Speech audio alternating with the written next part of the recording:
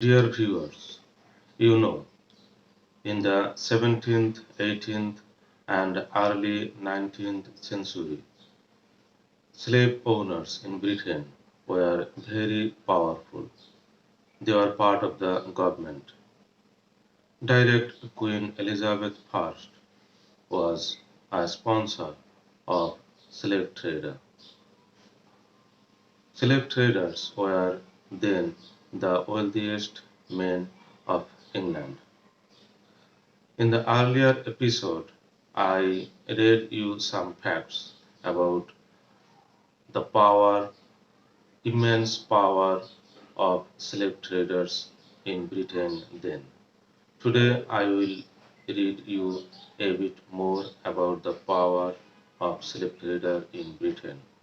I collected the information today from a website about abolition in Britain slave trade. The name of the website is abolition.e2pn.org. So let me read direct from the website. Slave trade was the richest part of Britain's trade in the 18th century. James Houston, who worked for a firm of 18th century slave merchants, wrote, "What a glorious and advantageous trade this is! It is the hinge on which all the trade of this globe moves." Once the planters became part of the government, they had the opportunity to influence policies that affected the colonies. Between 1750 and 1780, about 70% of the government's total income came from taxes on goods from its colonies. The money made on the transatlantic slave trade triangle was vast and poured into Britain and other European countries involved in slavery, changing their landscape forever. In Britain, those who had made much of their wealth from the trade built fine mansions, established banks such as the Bank of England, and founded new industries. The profits gained from chattel slavery helped to finance the Industrial Revolution, and the Caribbean islands became the hub of the British Empire. The sugar colonies were Britain's most valuable colonies. By the end of the 18th century, 4 million pounds came into Britain from its West Indian plantations, compared with 1 million from the rest of the world. Historian Professor David Richardson has calculated that British ships carried 3.4 million or more enslaved Africans to the Americas. Some planters used the money they had made to become MPs. Others invested their profits in new factories and inventions, helping to finance the Industrial Revolution. By the 1670s, London became the center of colonial decision making, and the West Indian planters living in England formed an association with the London merchants and agents responsible for colonial legislation.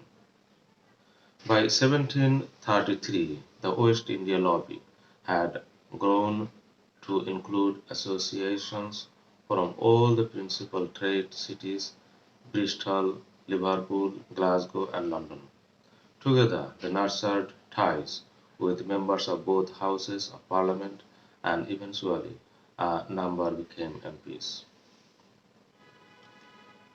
Those involved in the plantation industry eventually controlled a considerable portion of Britain's wealth. The money from the plantations also generated commerce and shaped the British economy. as new banks and financial institutions developed. The planters and merchants invested in industry, and the profits they made allowed them to build stately homes in the countryside and have enough wealth to acquire immense political power. Britain passed the Slavery Abolition Act in 1833. British government gave compensation to the slave masters for the loss of their slave property. The amount of the compensation slave masters got was 20 million, is equivalent to the 17 billion pounds. And the slave masters got the money as compensation used different purposes. UK Guardian made a report about it.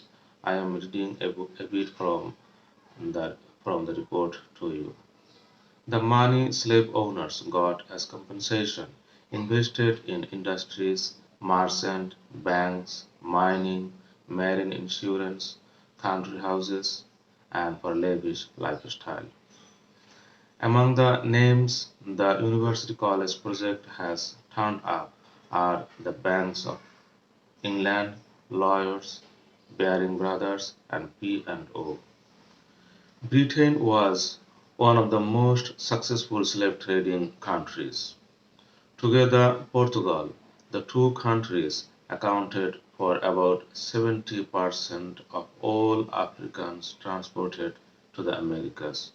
Britain was the most dominant between 1640 and 1807, and it is estimated that Britain transported more than 3 million Africans, here mentioned 3.1 million Africans, to the British colonies in the Caribbean, North and South America, and to other countries.